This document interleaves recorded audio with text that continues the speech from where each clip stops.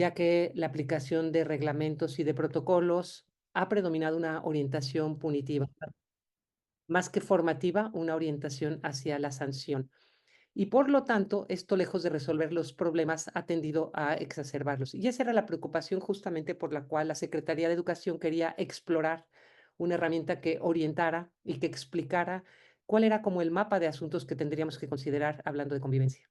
Entonces, nuestro reto fue, para elaborar este modelo, como movernos de una mirada más restringida y más punitiva, centrada en el control, hacia una mirada centrada mucho más en la convivencia democrática, es decir, en la construcción de una paz duradera. Este modelo fue una experiencia muy, muy interesante. Fue el resultado de un diálogo constructivo que pudimos sostener con el equipo de la Coordinación Transversal para la Convivencia y Cultura de Paz de la SEG y el equipo de investigación en convivencia escolar de la Ibero León. Entonces, este equipo de convivencia que ya teníamos muchos años trabajando, pero que en concreto Patricia Carvajal y yo tuvimos el encargo de hacer y lo trabajamos en coautoría. ¿Qué es lo que quisimos hacer y qué es lo que se propone este modelo? En realidad es poner a disposición del sector educativo un conjunto de orientaciones que apoyen sus esfuerzos para construir una paz duradera. Para eso lo que hicimos fue analizar los documentos de política pública nacional y estatal. Revisamos con mucho cuidado los aportes de investigaciones internacionales y nacionales. Eh, de manera muy, muy importante, atendimos a lo que hemos aprendido a partir de experiencias directas de trabajo y de investigación en las escuelas y revisamos la teoría sobre convivencia, paz, conflictos y gestión escolar. Entonces, como que este es el conjunto, digamos, de elementos en función de los cuales pudimos elaborar el modelo. El documento, que es un documento abierto a todo público, de hecho, prácticamente fue una colaboración muy importante de la Secretaría, desde la Ibero para la Secretaría, y entonces es un documento abierto, yo puedo pasar la liga en un momento, y este modelo se estructura en tres niveles. Un nivel de contención, que es el que atiende y que responde de manera inmediata a situaciones de violencia. Un segundo nivel, que le llamamos resolución de conflictos, que se orienta a prevenir la violencia. Ojo, no a prevenir los conflictos, atender los conflictos para prevenir las violencias en las escuelas. Y eso lo hace a través de desarrollo de capacidades y de habilidades.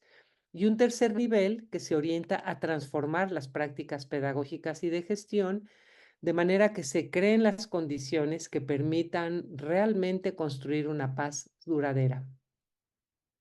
Ahora bien, los ámbitos de intervención, dado que estamos hablando de una intervención en la escuela, estamos considerando el pedagógico curricular, obviamente el espacio de aula como un espacio fundamental, pero también el organizativo administrativo, es decir, todas las decisiones que afectan la vida en común en espacios compartidos, recreos, festivales, ceremonias, etcétera.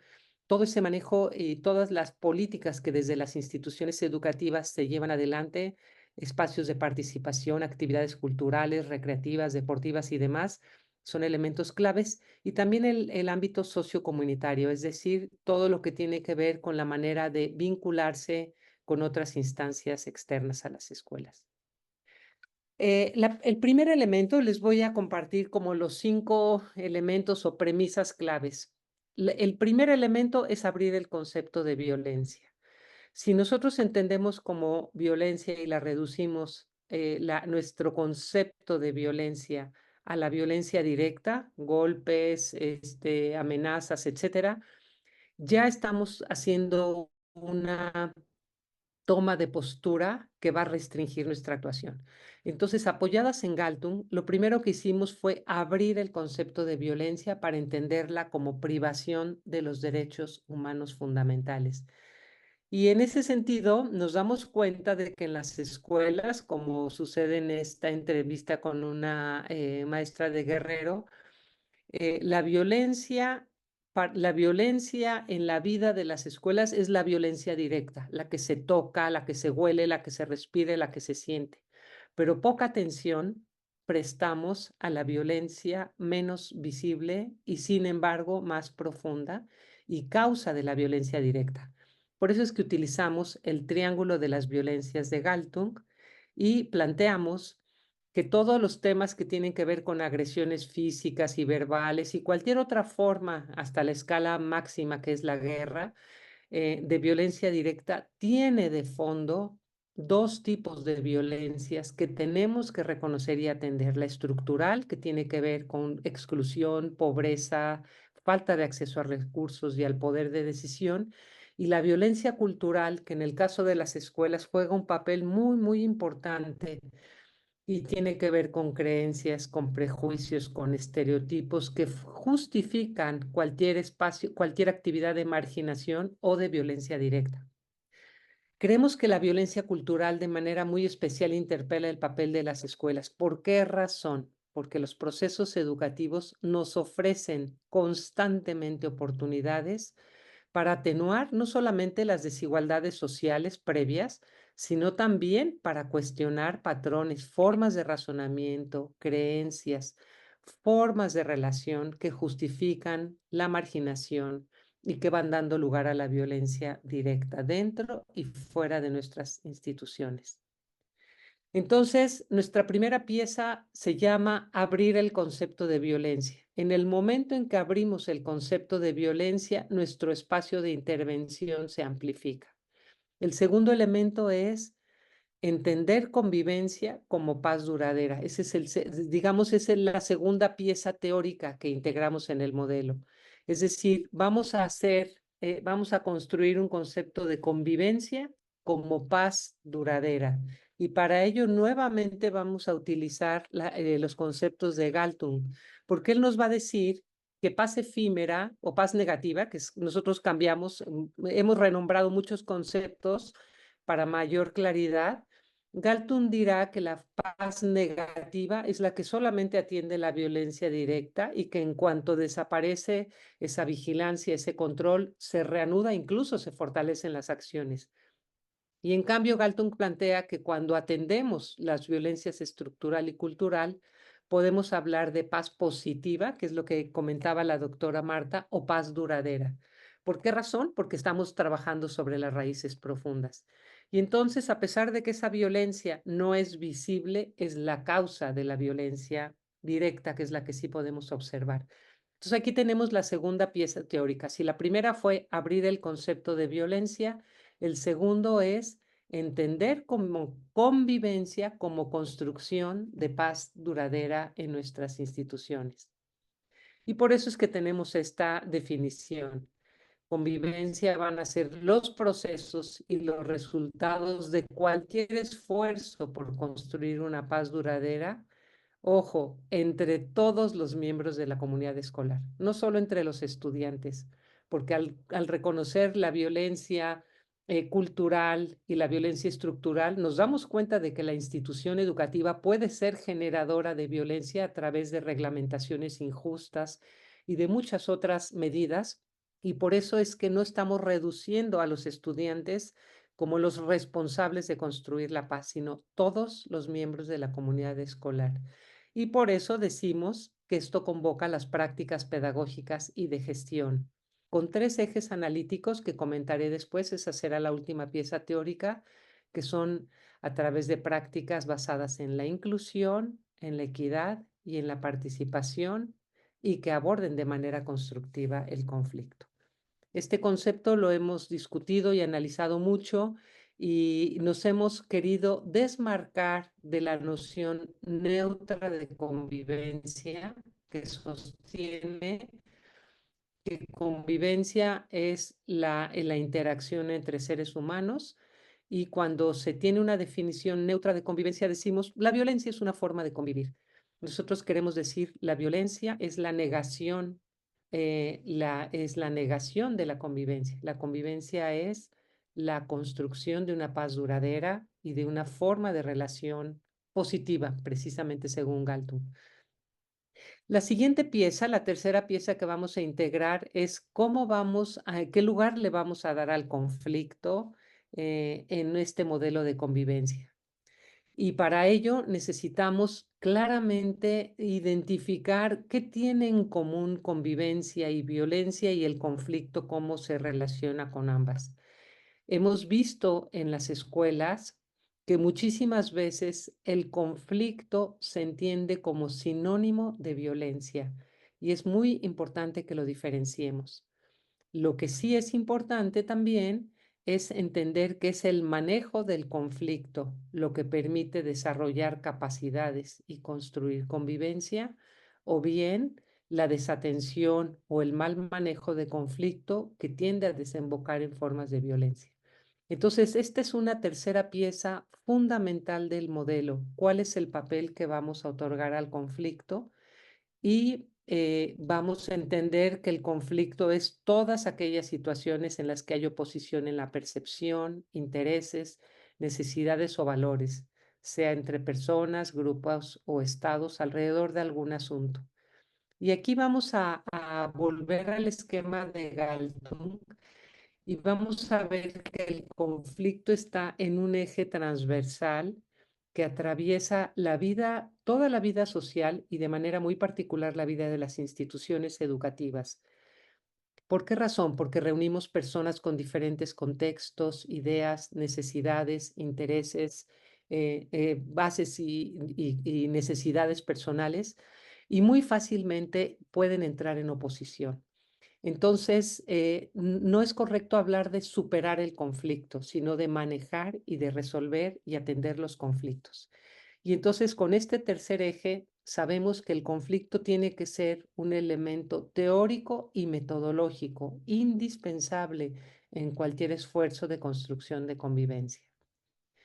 Y aquí vamos a tomar, a propósito del conflicto, los aportes de Kathy Bickmore, quien ha hecho investigaciones en Estados Unidos y Canadá alrededor de distintas formas y alcances a propósito del manejo de conflictos. Y ella ha observado que cuando la tensión se reduce a contener, a sancionar, a crear una situación, digamos, de amenaza hacia quienes transgreden las normas, y solo trabajamos la contención, sí logramos efectivamente detener, pero no de una manera más duradera. Cuando hay desarrollo de capacidades a través de procesos de resolución, sea mediación, sea círculos restaurativos, desarrollo de habilidades socioafectivas, hay una posibilidad de aproximarnos y fíjense cómo ya estamos en la línea de la paz duradera cuando trabajamos en resolución de conflictos, pero no perder de vista que solo la transformación de prácticas pedagógicas y de gestión en un sentido de construir una mayor inclusión de todos y todas, unos procesos que permitan que el logro académico esté al alcance de quienes son el estudiantado, y cuando haya espacios de participación, podremos crear dinámicas que apuntan hacia una paz duradera y por lo tanto reducimos el número y la presión de conflictos, y cuando esto sucede con buenas herramientas de manejo de conflictos, entonces en realidad los procesos de contención que siempre son necesarios en una institución educativa se van reduciendo muy significativamente. Eso es parte de los resultados muy consistentes de la investigación internacional. Así que el modelo, en síntesis, lo que les quiero decir es que hemos hecho una integración de conceptos desde la sociología de Galtung, con los conceptos de violencia directa, estructural, cultural, paz positiva y negativa. Desde la filosofía retomamos el modelo tridimensional de justicia social de Nancy Fraser, y de ahí es que emergen los tres elementos, los elementos de inclusión, que sería la dimensión cultural, de equidad, que es la dimensión económica de la justicia social, y dimensión política, que es la participación. Si se fijan, estamos renombrando conceptos de los autores para hacer más accesible su manejo en un modelo que circule ampliamente. De la teoría de conflictos y muy particularmente de Kathy Bickmore, retomamos estos tres niveles de contención, resolución y construcción de paz duradera. Y finalmente de la pedagogía retomamos del trabajo doctoral de Patricia Carvajal toda esta articulación de conceptos para el trabajo en el aula. Pero el modelo teórico fue más allá y entonces integramos de la gestión escolar la recuperación de 3 espacios, como les decía al inicio, el pedagógico curricular, el organizativo y el sociocomunitario. Así que este es el modelo. El modelo es una mirada teórica en la cual tú te puedes hacer la pregunta de ¿qué estabas haciendo por la convivencia escolar? Si yo les dijera a ustedes, si estuviéramos en un taller, yo les preguntaría ¿cómo están abordando la convivencia en sus instituciones? Y ustedes dirían, bueno, pues nosotros tenemos unos espacios de tutoría y diríamos, buenísimo, eso quiere decir que están en el tercer nivel de transformación, porque la tutoría es un acompañamiento importante a estudiantes. Dirían ustedes, tenemos muchos talleres que están permitiendo una integración transversal de estudiantes, sean universitarios, sean de bachillerato, y los talleres están resultando sumamente interesantes, teatro, carpintería, informática, etcétera. Ah, muy bien, están trabajando en transformación. Podrían decir también, tenemos muy fortalecida la actividad deportiva en la institución. Diríamos, siguen trabajando en transformación, pero puede que otros digan, bueno, nosotros nos hemos concentrado en formar capacidades de mediación de adultos o mediación entre pares, que es mucho más fuerte. Entonces, ustedes están trabajando en el nivel 2, pero además quizás en el 3. Y diría quizás una institución como como nos ha sucedido en diplomados con profesores, especialmente chilenos, que es donde están usando mucho esta propuesta teórica, nos cuentan nosotros. Estamos colgados solamente de los reglamentos, de las sanciones, de las suspensiones. Y entonces nos dicen en la escuela, no hemos mejorado, no hemos logrado mejorar y la respuesta la tienen justamente al ver el modelo. ¿Por qué no han mejorado en su escuela, maestra? Llevamos aplicando y aplicando y expulsando y nos aumentan, nos dicen, de hecho, no tenemos tiempo de tantas faltas que estamos sancionando en cada semana. Y la pregunta que les hace el modelo es, ¿hay algo más que podrían estar haciendo para construir la paz duradera en sus escuelas? Y entonces cada institución se va respondiendo a sí misma. O sea, ese es como digamos, ese es el aporte que se propone a través de un modelo teórico, que cada institución y cada persona se hace las preguntas. Esto mismo lo hemos trabajado a través de aula y es en un diplomado en Guerrero, justo que coincidió con el tiempo de pandemia y fue muy interesante cómo fueron analizando la manera en que manejaban los conflictos de aula. Y entonces cada docente y cada directivo escolar de quienes estaban en el diplomado decían, ah, muy bien, esto es lo que estamos haciendo y tenemos estos buenos resultados. Estas otras cuestiones no las hemos considerado. Cuando hablamos de aplicación de reglamentos y protocolos, son disposiciones normativas a nivel nacional, estatal o institucional. Por ejemplo, en la UNAM, cuando lo revisamos, pues hay todo un conjunto de reglamentos para casos de acoso, violencia, etcétera. Y todas esas disposiciones operan cuando suceden faltas. La pregunta clave es, ¿y qué más tenemos que hacer en la institución? No podemos quedar colgados exclusivamente de la normativa que atiende los casos, digamos, más extremos, ¿no? Y entonces, bueno, voy a pasar estas 3 láminas que tienen que ver, bueno, la inclusión es el reconocimiento de necesidades, de identidades y los esfuerzos por crear comunidades solidarias. Aquí tenemos un bachillerato de la Sierra Tarahumara, cómo están trabajando. La dimensión equidad, aquí estamos en una escuela comunitaria en Oaxaca. Aquí estamos trabajando en la dimensión equidad, que es redistribución y que viene de la noción económica de la justicia social de este eje. ¿De qué se trata? De que el logro académico esté al alcance de todas y todos los estudiantes, ¿no? Colocar en los andamiajes necesarios para que ello ocurra. Esta es una escuela en Pátzcuaro, una escuela con fuerte participación democrática. La dimensión participación tiene que ver con dar voz a los estudiantes, con dar espacios de participación en la toma de decisiones, de problemas, de asuntos que les conciernen, etcétera. Y entonces aquí están los, digamos, los tres elementos, ¿no? Cuando hablábamos de los espacios de intervención, podríamos verlo así, o sea, como el aula es un aspecto nodal de la construcción de convivencia, pero los aspectos organizativos y sociocomunitarios están también presentes en nuestra participación y por ello no podemos considerar que las decisiones de nivel institucional son ajenas a lo que va a suceder en términos de convivencia, ¿no? Y esta fue una petición que nos hizo la secretaria de Educación cuando entregamos el modelo. Dijo, lo quiero ver al revés. ¿Qué significa que estemos atendiendo en primer lugar la transformación? Pues esto es lo que sucedería.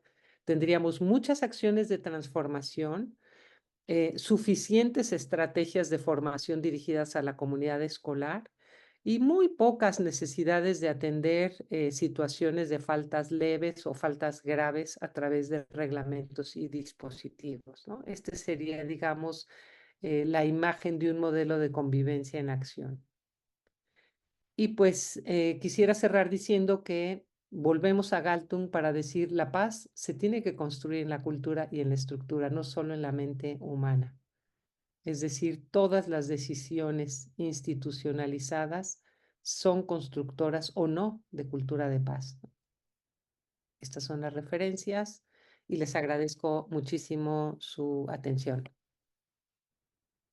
Si quieres, damos un espacio para comentar, discutir, etcétera.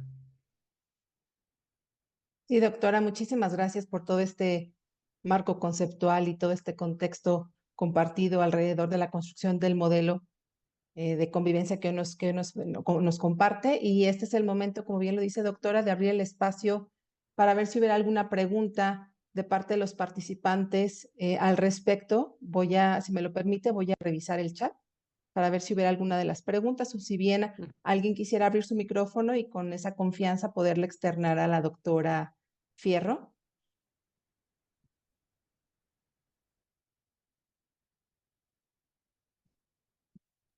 Ninguna pregunta, todo muy claro. Si quieren, les comento que en la medida en que hemos trabajado en instituciones, hemos como utilizado de distintas formas esta herramienta. Entonces, por ejemplo, en algunos casos, entramos sin teoría alguna, entramos directamente con un esquema grande del modelo y hacemos la pregunta, ¿cómo están trabajando para fortalecer, para construir la convivencia en tu aula o en tu escuela, según el caso? Y conforme van planteando diversas acciones, las vamos ubicando y acto seguido nos preguntamos, ¿y cómo les ha funcionado? Y allí se van elaborando los argumentos desde el nivel de la actuación directa que van conectando con la teoría. Y entonces una secundaria, que resulta que es una secundaria pacífica en medio de un entorno muy, muy complejo aquí en la ciudad de León, no sabían por qué su escuela es una escuela de paz donde incluso después de una kermés con 1000 personas entre turno matutino y vespertino, no hubo un solo incidente. Decían cómo pudo suceder y entonces ellos mismos explican cómo está construida la actuación colectiva de los equipos, cómo están apoyando a los estudiantes, cómo están fortaleciendo sus aprendizajes. Y entonces lo que es interesante es que el modelo no es un rollo exhortativo y normativo que les cae encima como una cuestión más que nadie quiere, un rollo más que les cae, sino una herramienta para explicar lo que está sucediendo en las escuelas. Cuando hemos trabajado en escuelas con muy altos índices de violencia, inmediatamente caen en la cuenta de que hay un conjunto de prácticas que la propia escuela está promoviendo. Es decir, van reconociendo formas de violencia institucional, verbal, formas de trato a los estudiantes, situaciones conflictivas entre los propios docentes y entonces por sí mismos los equipos van. Entonces lo que nosotros nos proponemos es que la teoría acompañe la reflexión y la propia resignificación del acontecer del aula y la escuela y no al revés. No es una teoría que baja para imponer una actuación en determinado sentido, sino es una herramienta para dialogar con lo que está sucediendo. Sí, Denise, adelante, te escucho. Tienes una pregunta, ¿verdad? Denise, Hola, Jessica y... buenos días. Bueno, mi pregunta es la siguiente. Si ya tenemos algunos años trabajando desde el aula, viendo este modelo que decías, empezando primero por el aula de clases y la transformación de prácticas, si ya tenemos algunos años trabajando en lo socioemocional, en hacer acuerdos con los alumnos desde el primer día de clases para saber cómo se van a manejar pues las estrategias de evaluación, algunas políticas, aún así suceden situaciones de conflicto. ¿Qué otras acciones podríamos hacer en el aula para promover la inclusión, la equidad y la participación?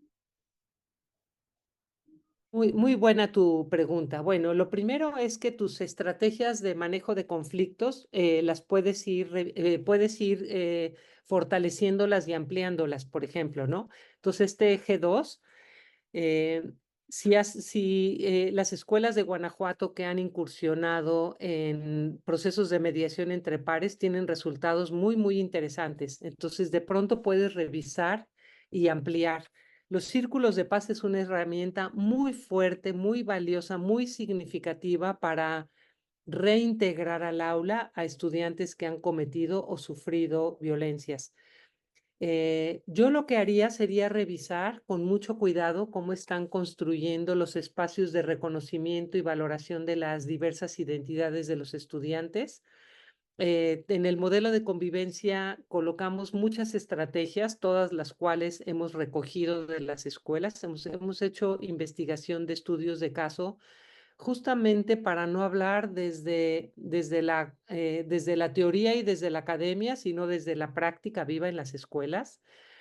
Y entonces hay muchas formas de fortalecer la inclusión, muchas maneras de trabajar. Por ejemplo, te voy a contar una ocurrencia que surgió en el proyecto Guerrero. No lograban integrar a más de un 30% de los estudiantes en el contexto de pandemia y de pronto a alguien se le ocurrió que podía lanzar la tutoría entre pares y empezaron entre pares a localizar a compañeras y compañeros a través del chat en sus celulares y se fue creando una pequeñita red de tutores, estudiantes, que permitió avanzar desde un 30 hasta un 70, 80 y hasta 90% de recuperación del vínculo con estudiantes que estaban desligados porque no tenían acceso, porque no podían pagar datos celulares, muy distintas razones, porque se habían desvinculado por completo. Entonces, por decirte un ejemplo, una estrategia de equidad muy poderosa fue el trabajo de tutorías entre pares. Toda forma de colaboración, de apoyo, de auténtico trabajo en equipo, con capacidades y con posibilidades diversas, fortalece. Y por supuesto también escuchar a los estudiantes de qué van necesitando. Yo te diría que si combinas más y profundas herramientas en el eje conflictos, con estrategias muy bien establecidas en el nivel de transformación, no van a desaparecer los conflictos porque ese no es un propósito de ninguna convivencia, sino va a desaparecer los conflictos que escalan la violencia, que eso es lo que sí nos importa, que los conflictos no vayan. Ahora yo te diría, si los conflictos en tu escuela, desde que estás trabajando o en tu universidad, desde que estás trabajando de esta manera, no están escalando a violencia, eso quiere decir que van por una ruta muy correcta. Si los conflictos los están atendiendo oportunamente, están en una dirección correcta. Entonces, no se desanimen de que la incidencia o la frecuencia de conflictos siga siendo fuerte. Lo que importa muchísimo es en qué momento se atienden y hasta qué nivel se impide su escalamiento. Espero haber respondido a tu preocupación, Denise. Sí, muchas gracias. Hay otra pregunta, doctora, por parte de la maestra Jessica Anabel Romero. Sí. Adelante, Jessica. Hola, buenos días, doctora ¿Qué Ceci. tal? Buenos días.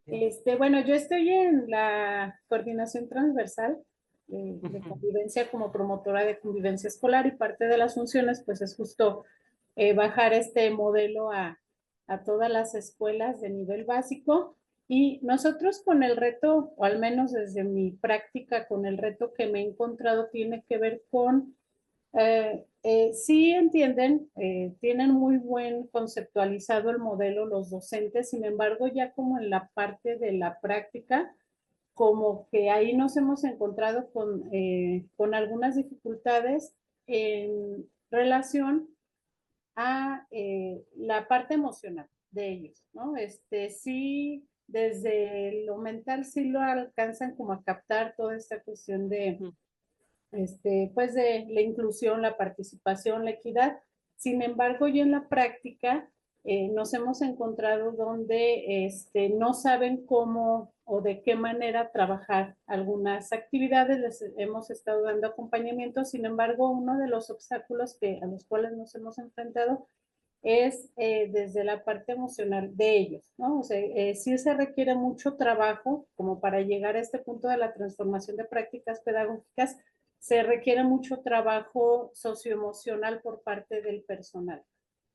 Sí, luego de pronto es como, ay, lo ven como utópico, como, ay, ¿cómo vamos a llegar a una paz duradera si el contexto está así? Se tienden a enganchar en situaciones también de su contexto, los conflictos, y entonces sí vamos paso a paso trabajando en eso, pero últimamente hemos identificado como situaciones en donde ellos no se autorregulan y dejan de lado también como la parte del autocuidado, ¿no? Y entonces esto ha sido un obstáculo últimamente en que nos tenemos que regresar a ver, docente, ¿tú cómo estás? ¿Cómo te estás sintiendo? Para después atender todo lo demás, ¿no? Porque sí hay un cansancio, hay un agotamiento emocional por parte de ellos, al menos ahorita en finales de ciclo escolar lo identificamos un poquito más, pero sí es como con lo que nos hemos encontrado, ¿no? Con esta cuestión y que incluso algunas situaciones de denuncias han sido justo por esto, ¿no? Por la forma en cómo ellos han respondido ante los conflictos y que lejos de atender, pues los hacen o más grandes o llegan como a hacer el conflicto un poquito más difícil de atender justo por esta parte que no tienen esta autorregulación que requieren. Sí, qué interesante lo que compartes, Jessica, totalmente de acuerdo. Efectivamente, como adultos necesitamos desaprender muchas prácticas con las que nos formaron y esa es una dificultad muy importante. O sea, no solo no desarrollamos habilidades en nuestra formación, muchas de las habilidades que requerimos, sino que la forma en la que fuimos socializados en educación, en los espacios familiares, nos colocan en ocasiones en dirección contraria. Pero además de lo que comentas, de hecho, en una consulta que hicimos con la Secretaría con 210 figuras en la reunión del año pasado, muchos docentes hablaban del cansancio que les representa el manejo de protocolos y reglamentos y de atención de cada caso y la falta de disposiciones normativas para protegerlos cuando se daban situaciones de violencia. Entonces hay un cansancio y hay una sensación de vulnerabilidad en los equipos docentes que es muy fuerte y que desalienta su interés por trabajar.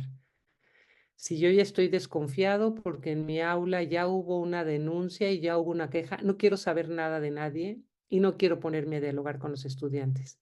Entonces, yo sí quisiera compartir con ustedes el hecho de que escuelas que le han apostado principalmente a los protocolos, reglamentos y sanciones siguiendo el curso legal, encuentran a veces dificultad y ánimo para incursionar en otras líneas. ¿Y esto por qué razón? Porque cuando tú sigues una línea dura, las líneas duras se imponen sobre las blandas, entre comillas. La línea dura, que es el castigo, que hay una consecuencia laboral para el docente, es una línea que tiene más peso y más fuerza que la línea blanda, que es la que lo invita a reflexionar, a trabajar, etcétera. Porque la línea blanda no tiene consecuencias laborales y la dura sí.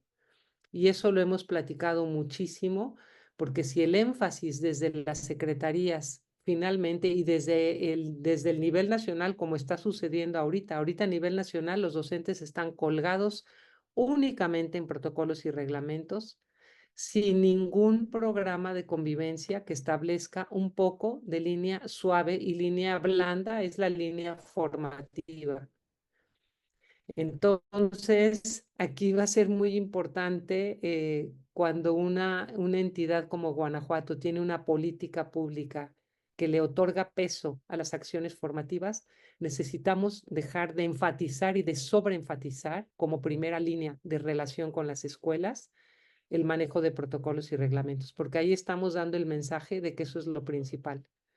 Entonces, sí, es muy complejo el panorama que comentas y eso explica que los resultados de ninguna manera son tan halagüeños como quisiéramos, ¿no? En el caso de nuestra entidad. Mónica, querías comentar algo, ¿verdad? Sí, muy buenos días.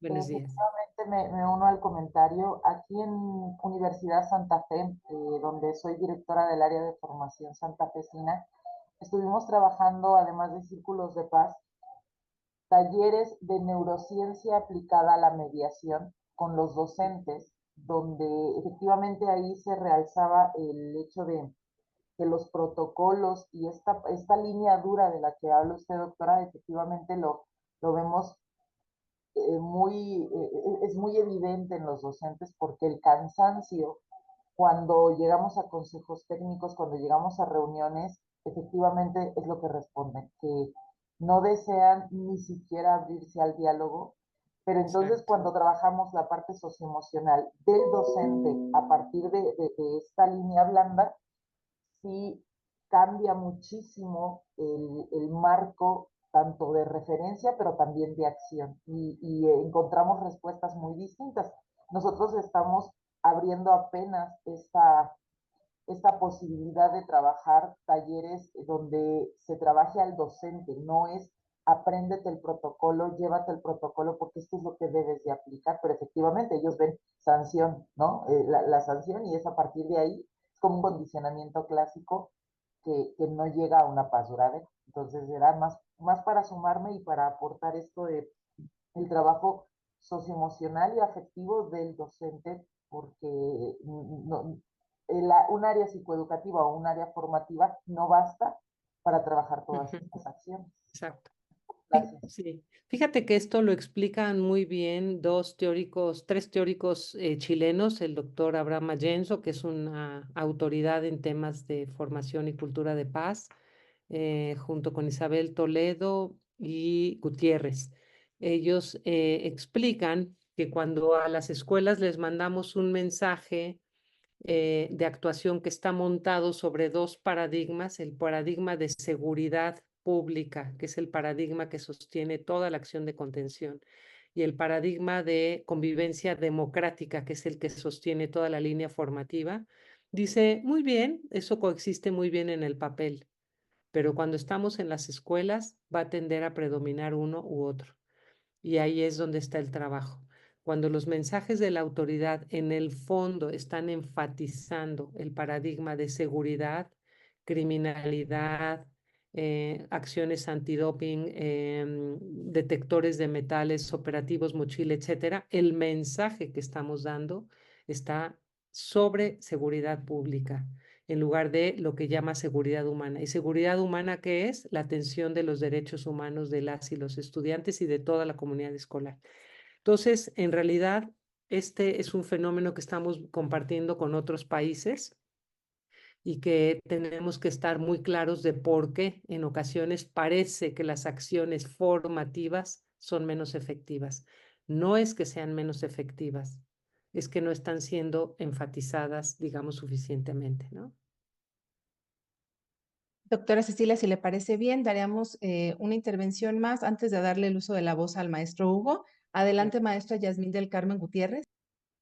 Sí, mi intervención es en relación a muchas de las ocasiones lo que nos ha sucedido es hasta qué punto se tiene esta situación de la mediación y mediación escolar incluso. Y en qué punto muchas de las ocasiones se necesita aplicar el reglamento. Aquí ha sucedido bastante y que dicen, bueno, esto hasta cierto punto sí hay que llevarlo a mediación, pero esto ya aplica el reglamento. ¿Qué tan válido es esta situación y cómo podríamos aplicarlo de tal forma que sí sea de carácter formativo, como está comentando? Ujú, Y en su caso, pues checar esta situación de la aplicación ujú. de sanciones. ¿Se Sí. necesita modificar el reglamento? ¿Se necesita modificar los protocolos? Esa es una de las preguntas. Y punto número 2, lo que nos hemos enfrentado también mucho es la situación de los profesores que al dialogar sienten que se les quita poder. Ujú. Sí, sí, sí. Muy importante lo que comentas. Mira, si me permiten compartir eh, esta lámina responde a tu pregunta. Eh, cuando aplicamos protocolos y reglamentos, sea para faltas leves, graves o aún para delitos, puede sumar intervenciones formativas en cualquier caso ante disrupciones, indisciplina. Es decir, no solamente es posible aplicar el reglamento y nada más, sino una intervención formativa que invite a reflexionar sobre el daño causado a otra persona, que haga un ejercicio de empatía, que haga un ejercicio de reparación del daño, etcétera. Entonces, ese es un elemento importante.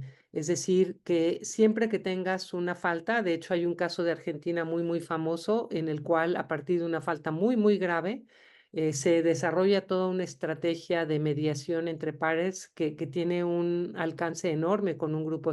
Ese caso está relatado en el texto en el documento del modelo, que si les interesa paso la liga en este momento.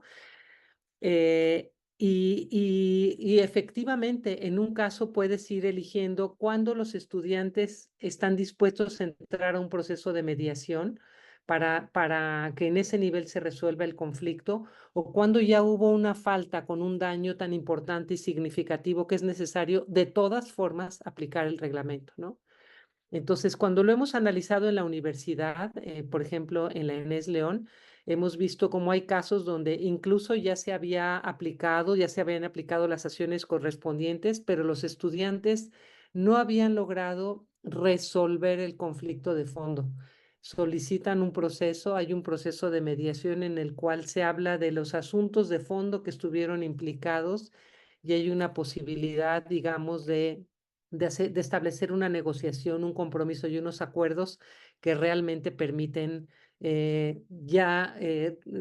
realmente resolver de una manera profunda esa situación, ¿no? Entonces, esto que comentas de que los docentes no quieren aplicarlo, efectivamente, esa es la situación anímica en la que tenemos que trabajar, ¿no? eh, este fenómeno de judicialización de los conflictos escolares es el que está dando lugar a esta apatía, a este desánimo y esta depresión de parte de los docentes. Y las directoras y los docentes dicen, necesito un aparato jurídico en mi escuela. Es demasiado el tiempo que estoy dedicando a documentar cada conflicto. Es demasiado el tiempo que le estoy quitando a la educación.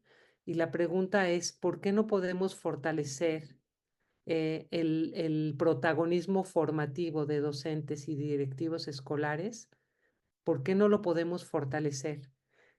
Si eso es justamente lo que nos va a permitir reducir al mínimo los casos en los que tenemos que seguir un protocolo de tipo jurídico, ¿no? Entonces, sí, estamos en una realidad compleja, sujeta a muchas fuerzas y variables, ¿no? Pero efectivamente puedes hacer algo como esto que te comento. Y muchísimas gracias por sus interesantes preguntas y sus valiosos aportes. Gracias, doctora. Si les parece bien, ahora cedo el uso de la voz al maestro Hugo García Vargas, quien es coordinador del equipo de construcción de la cultura de paz en la COEPES. Adelante, maestro. Muchas gracias, Claudia. Muchas gracias, doctora Ceci Fierro, por atender la invitación, por darse el tiempo y a todos nuestros queridos amigos por atender el día de hoy las intervenciones que me permiten, yo diría tres cosas.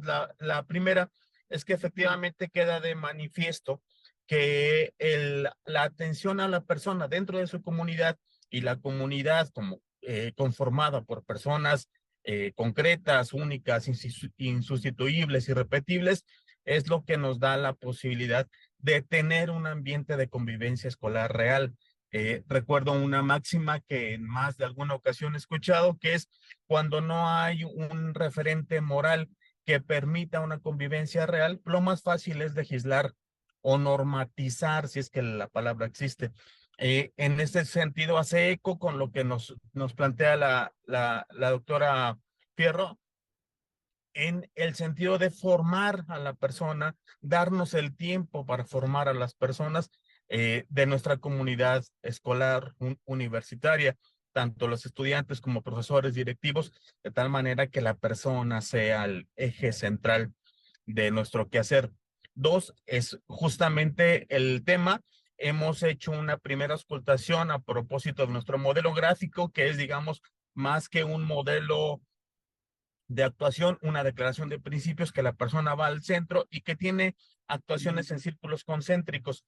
Y esta dinámica que se plantea del modelo de convivencia escolar casa justamente con nuestro modelo de integridad universitaria que se ha propuesto a partir de este año en la CUEPES. Me parece que lo conducente es, salvo mejores opiniones, doctora Fierro, que pudiéramos hacer un cruce entre ambos modelos y poder proponer un plan de trabajo que pudiéramos hacer desde la CUEPES. Además, así está declarado en el calendario de actividades de nuestro equipo de cultura de paz, en donde podamos atender justamente estos puntos, digamos, finos, que tienen que ver con la mediación de pares, que tienen que ver con la formación de directivos, con la formación de profesores, que hemos empezado a trabajar ya desde hace algunos años, pero que seguramente con la puntualidad del modelo sean más efectivos. Y finalmente, bueno, el poder fortalecer la perspectiva de encuentro, diálogo y acuerdo, que es la que hemos estado trabajando en Pacto por la Paz, en el libro de las propuestas, y que además este diálogo, este encuentro, diálogo, termine justamente en propuesta, es decir, qué hacer en concreto para que haya la posibilidad de desarrollarnos y mejor aún de hacer patente de que no existen caminos para la paz, sino que la paz es el camino. Muchas gracias a todos. Muy buen día. Gracias, maestro Hugo, por su intervención y por esta precisión en las actividades que tiene a bien su equipo desarrollar y usted coordinar y liderar. Si les parece bien ahora, pues de manera muy simbólica, muy agradecida y por supuesto en nombre de toda la comunidad de la CUEPES, me permito, doctora Cecilia, hacerle la entrega virtual que le haremos llegar, por supuesto, a su correo electrónico de este diploma.